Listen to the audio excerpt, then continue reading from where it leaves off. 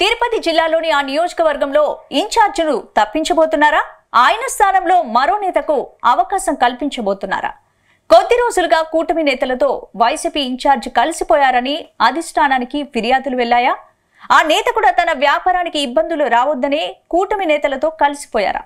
అందుకే ఆయనపై చర్యలకు హైకమాండ్ రెడీ అయిందా? త్వరలోనే ఇన్ఛార్జ్ మార్పుపై ప్రకటన రాబోతోందా?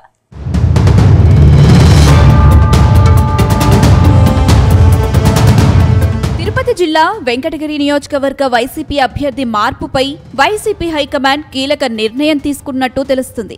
వెంకటగిరిలో వైసీపీ ఇన్ఛార్జ్ను తప్పించి ఆయన స్థానంలో మరో నేతకు అవకాశం ఇచ్చేందుకు రెడీ అయినట్టు సమాచారం. గత ఎన్నికల్లో వైసీపీ తరపున మాజీ సీఎం నేదురమల్లి జనార్దన్ రెడ్డి తనయుడు రామ్ కుమార్ రెడ్డి పోటీ చేశారు. కూటమి సునామీలో ఆయన ఓటమి పాలయ్యారు. ప్రస్తుతం ఆయన పార్టీ వ్యవహారాలకు దూరంగా ఉంటున్నారు. అటు క్యాడర్ను పట్టించుకోవడం లేదని వైసీపీ హైకమాండ్కు వరుస ఫిర్యాదులు అందినట్టు తెలుస్తుంది. అందుకే రామ్ కుమార్ రెడ్డిని తప్పించి ఆయన స్థానంలో మరో కొత్త నేతకు అవకాశం కల్పించే యోచనలో వైసీపీ అధినేత వైఎస్ జగన్ ఉన్నారని పార్టీ వర్గాలు అంటున్నాయి.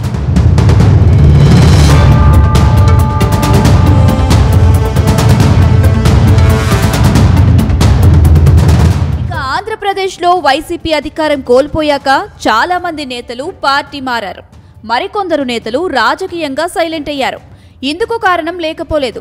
కూటమి సర్కార్ అధికారంలోకి వచ్చాక వైసీపీ నేతలపై వరుసగా కేసులు నమోదవుతున్నాయి. కొందరు నేతలు జైలుకు సైతం వెళ్లారు.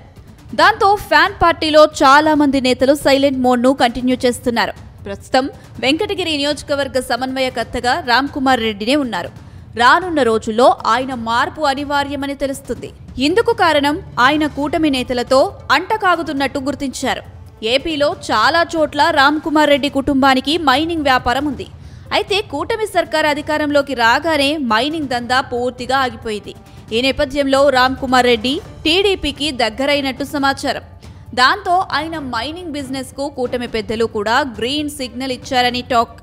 అయితే రామ్ కుమార్ రెడ్డి వ్యవహార తీరు తెలుసుకున్న వైసీపీ అధినేత ఎట్టకేలకు ఆయన స్థానంలో వెంకటగిరి రాజా కుటుంబాన్ని బరిలో దింపాలనే ఆలోచనలో వైఎస్ జగన్ ఉన్నట్టు విశ్వసనీయ వర్గాలు చెబుతున్నాయి. ఈ మేరకు రామ్ కుమార్ రెడ్డికి సంకేతం ఇచ్చినట్టు తెలుస్తుంది.